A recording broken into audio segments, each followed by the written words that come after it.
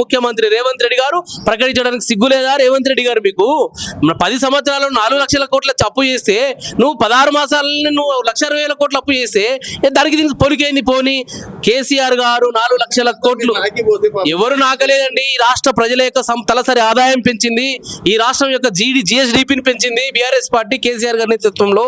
ఈ రాష్ట్ర సంపదను పెంచింది.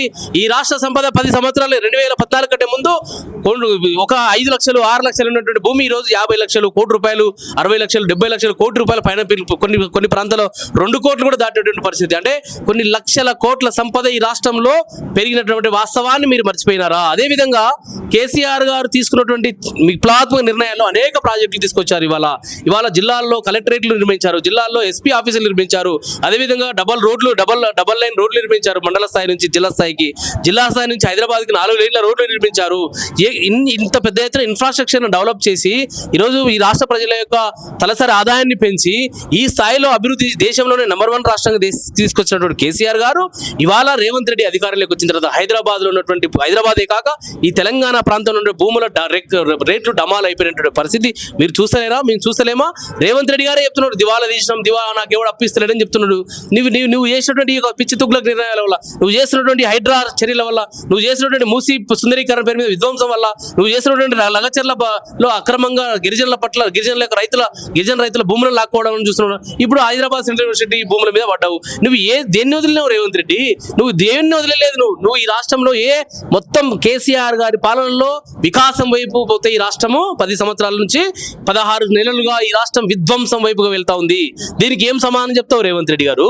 మీరు ఎంతసేపు ఉన్నా మీ జేబులు నింపుకోవడానికి కమిషన్ల కోసం మీరు ప్రయత్నం చేస్తున్నారు తప్ప ఈ రాష్ట్ర ప్రజల యొక్క సంక్షేమం మీకు పట్టదు. ఈ రాష్ట్రంలో మీరు ఇచ్చినటువంటి ఆ గ్యారంటీలను ఆటకెక్కించారు. మీరు ఇచ్చినటువంటి హామీ ఏదైతే రైతు భరోసా ఇస్తామన్నారో అది ఆటకెక్కించారు.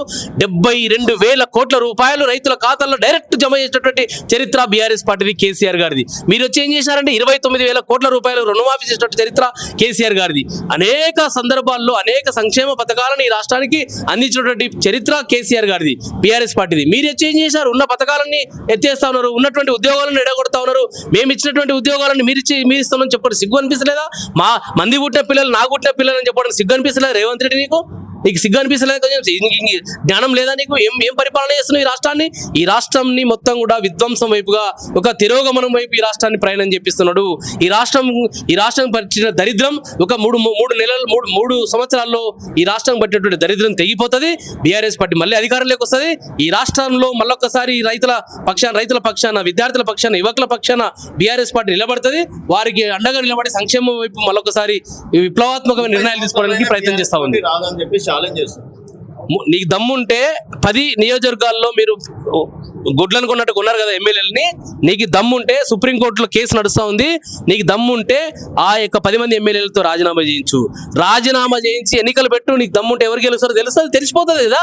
నువ్వు స్థానిక ఎన్నికలు పెట్టి నీకు దమ్ముంటే, నీకు అంత ధైర్యం ఉంటే 30 ఏళ్ళ తర్వాత వరకు రాదు కాంగ్రెస్ బీఆర్ఎస్ అన్నారు కదా. మీకు దమ్ముంటే ఇప్పుడు ఎలక్షన్ పెట్టండి. బీఆర్ఎస్ పార్టీ ప్రభావం ఎందుకు చూపిస్తుంది? ప్రభంజనం వైపు వెళ్తుంది బీఆర్ఎస్ పార్టీ, ఆశమాషి ఉండదు. అంటే 27 నుంచి మొదలవుతుందా, లేకపోతే 27 నుంచి 27 రోజు ఒక రజతోత్సవ మీటింగ్ అంతే తప్ప already BRS wave already create అయింది, నడుస్తూ ఉంది, జరుగుతూ ఉంది. దీన్ని ఎవరు ఆపలేరు. రేవంత్ రెడ్డి, నీ ముత్తాత, నీ జేజమ్మ నాయన ఎవరు వచ్చినా కూడా ఆపలేవు దీన్ని. బీఆర్ఎస్ పార్టీ యొక్క ప్రవాహాన్ని మీరు తట్టుకోలేరు, కొట్టుకపోతారు ఈ ప్రవాహాన్ని అని చెప్పేసి రేవంత్ రెడ్డి గారికి నేను సూచిస్తా ఉన్నా. ఇకనైనా నీ యొక్క ఆలోచన విధానాలను మార్చుకొని విద్యార్థుల పక్షాన, యువకుల పక్షాన, రైతుల పక్షాన, మహిళలకు ఇస్తున్నారు 2,500. అదేవిధంగా మహాలక్ష్మి పేరు మీద ఇస్తా ఉన్నారు మీరు. అదేవిధంగా బీసీలకి ఒక బీసీ బిడ్డగా 42% రిజర్వేషన్ కోసం ఢిల్లీలో ఫైట్ చేస్తున్నారు. సిగ్గుండాలే కొంచెమైనా మాట్లాడనీకే. 42% రిజర్వేషన్. రేవంత్ రెడ్డి గారు, మీరు రాష్ట్ర శాసనసభ్యులు, కౌన్సిల్లో మీరు చట్టం చేసినారు. ఆ చట్టం ఎవరికి పోవాలి? యాక్చువల్లీ ఎక్కడుంది అది? అక్కడ నుంచి నేరుగా రాజభవన్కి పోవాలా.